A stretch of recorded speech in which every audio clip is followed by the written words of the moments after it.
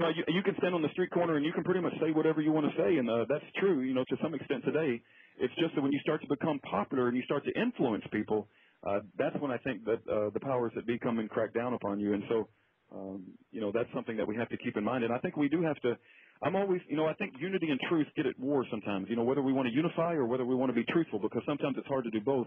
But I think that the brave patriots in this country are going to have to start thinking very seriously about unifying, and we're going to have to overcome this hurdle that's been put in front of us with this mainstream media, that seems to be controlled and will not let these taboo subjects be talked about and vetted, and just let it be fully discussed and let the truth come out. I'm really concerned that we're just going to have to come together and show some support, and and show that we're not going to be silent anymore. And I'll say the bad guys, and I don't mean to be overly dramatic, Alfred, but the bad guys are willing to die. When you think about what Obama has done, and the balls that I don't know if I should say the bravery or the pure gall that it took for him to walk in, knowing that he was born in Kenya and knowing that the history that he had, and to do what he's done. The bad guys are willing to die to do what they've done. Where are the good guys that are willing to like our founding fathers, put their treasure on the line, put their reputation on the line, put their lives on the line if necessary? I'm not calling for armed revolt.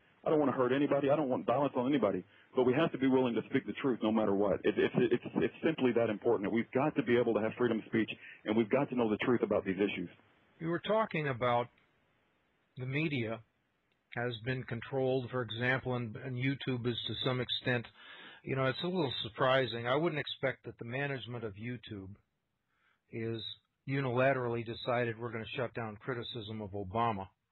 But it does appear, I would presume that they were subjected to external pressure, where it was made clear if you know what's good for you, you're going to shut down these videos. But we are beginning to see traction. There's some evidence. Here, Breitbart, Obama campaign responds to Breitbart Kenya booklet.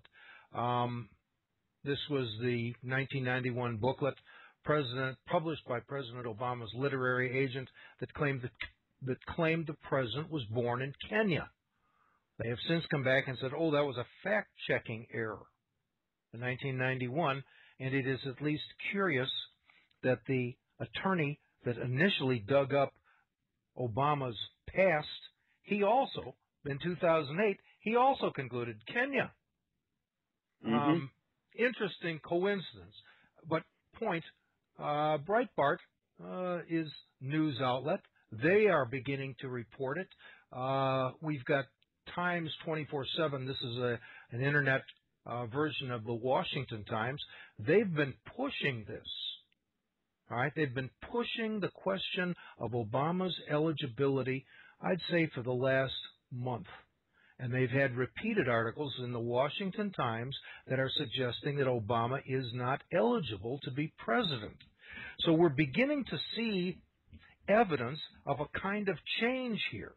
Where it was a complete blackout, we're beginning to see some evidence where, people are starting to talk about it, not just on the internet, but mainstream media is at least beginning to touch this issue.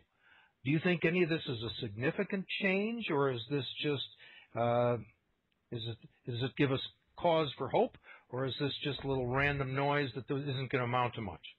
I think it's in the hands of the good Lord. And the reason I say that, I remember when Terry Lakin came out and took a stand, and I thought, this is going to be the one. The American people are not going to let a 15-year Army physician who's dedicated 15 years of his life, a spectacular service record, they're not going to let him go to Fort Leavenworth Prison. And yet they did. They let him go to Fort Leavenworth Prison. There was very little in the mainstream media. Fox News did not report on Terry Lakin like they should have. They might have had one small story. And then Sheriff Arpaio, thank God for Sheriff Arpaio. Thank God for Jerome Corsi. There's Commander Kirchner. Commander Kirchner runs a website called protectourliberty.org. There's a Major General Paul E. Valley that has come out on this issue. So we are starting to get maybe that critical mass. And I pray, my wife and I pray every night that let the truth come out, God, and please use us as a vessel. And please let, the truth. We want the truth to come out. And so I'm thank God for Sheriff Arpaio. I think that he's the sort of man that will not back down.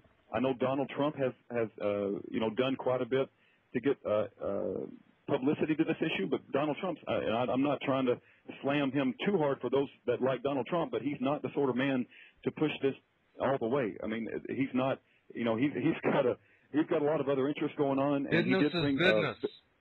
he's got his business going on, right? Yeah, exactly. Got a brand that he's trying to Yeah, run and and run so that sort of thing. whether he's willing to risk it all and to push all his chips in on this issue, I don't know. I don't think he's our man. I do appreciate what he did. I'm not trying to diminish the contribution that he did make when he came out and made Obama. He basically forced Obama's hand to release this forged birth certificate. I think that was an enormous contribution. Yeah. All right. It's unfortunate that perhaps Donald Trump hasn't stuck with it since then, but nevertheless, he did make an enormous contribution. I'm curious, did you make any attempts to recruit Donald Trump to come down and speak at the? I had a lot of pressure from the folks that were helping me out organize this thing that we should call Donald Trump, and I think my friend, the Texas deacon, did send him a letter. Whether it got to him or not, I'm not sure. So I think the Texas deacon wanted him. I had some other friends that we need to get Donald, but I personally did not reach out to him. But I was told some of my friends were trying. Whether they were successful or not, I'm not sure. But let me just quickly say this too. Sheriff Arpaio has been a sheriff for over 25 years. 25 years he's been a service to this country as a sheriff in one of the biggest counties in our land, and yet we're ignoring him on this issue. He's put his reputation on the line. He's putting his whole, he said he's not going to back down.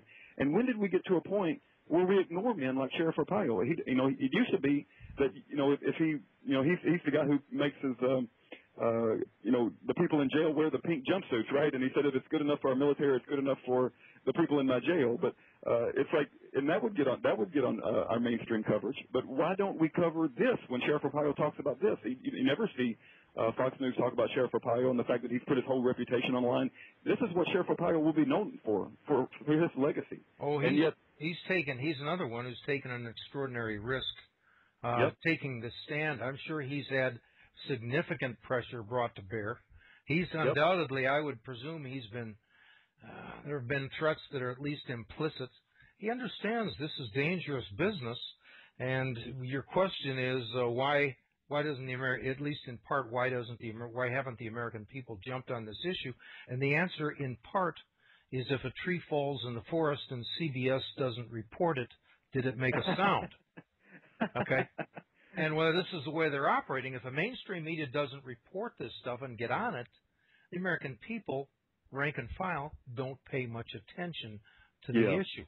Do you have any numbers on what percentage of the people believe Obama is ineligible and what percentage of the people believe that the Kenyan birth is all nonsense? Do you have any numbers breaking that down? I haven't seen any numbers lately, but I have seen numbers in the past that over 50% of Americans had questions about the eligibility of Obama. I have seen those numbers in the past. Now, I would have to go look up and see what the latest numbers are, so I don't want to misrepresent any facts. But no, I get that. If anything, the numbers are growing.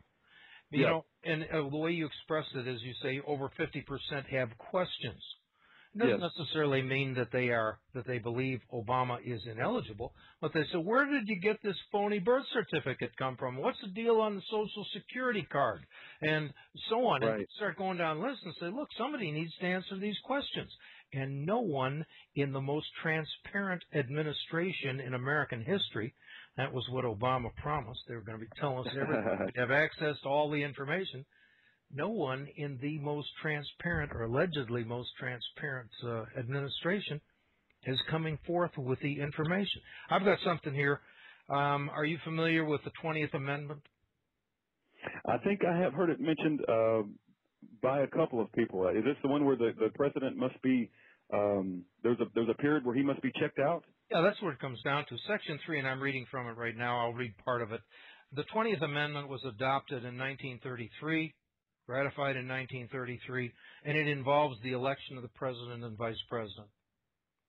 And it says, if a president shall not have been chosen before the time fixed for the beginning of his term, or if the president shall have failed, if the president-elect shall have failed to qualify, then the vice president-elect shall act as president until a president shall have qualified, and the Congress may by law provide, and it goes on for that. There's more to it. But the 20th Amendment, Section 3, it says if the president-elect has not qualified, the vice president's going to assume the role. The president-elect is the guy who wins the election in November, but he doesn't take office until January.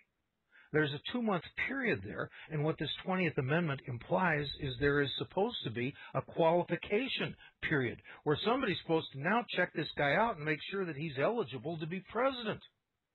Amen. Amen. And one of those qualifications is natural-born citizen. Absolutely. So it's not clear to me who was responsible for this qualification.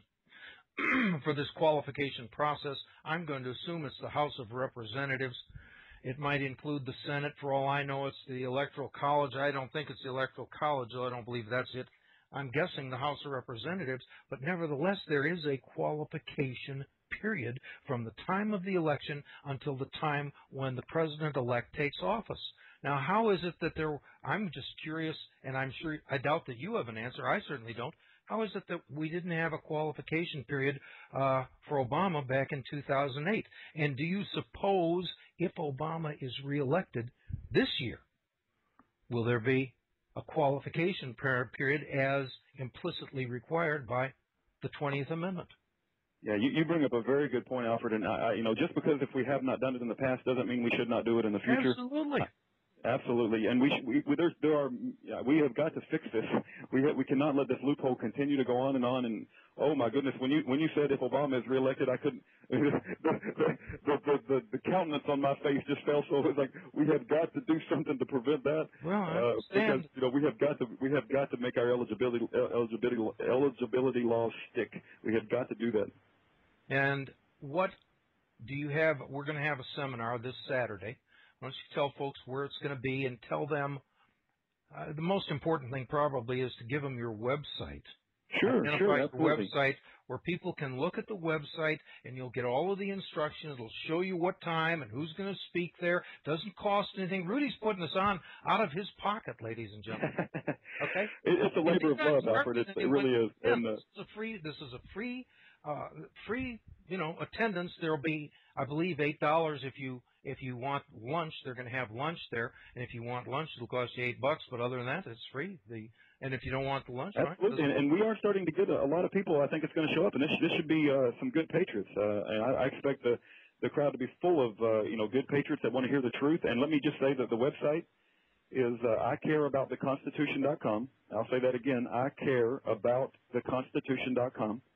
It'll be Saturday, May the 26th. It starts around 9 or 9:30 in the morning. So I would get there at 9 if you want a good seat. And Pastor Stefan Broden's church is where it is. It's 1321 Rowan Avenue, and that's 1321 Rowan Avenue in Dallas, Texas. It's Fair Park Bible Fellowship Church.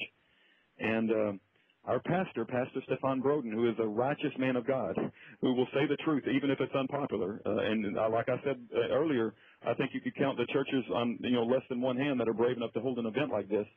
And he's going to be the master of ceremonies, and we'll have just some very, very good speakers coming to speak that day. Among them is yourself, Alfred, and we thank you for coming and speak. Pastor Wiley Drake, who has a church in California, and Pastor Wiley Drake has brought his own lawsuit, and he's got a very good ministry up in California.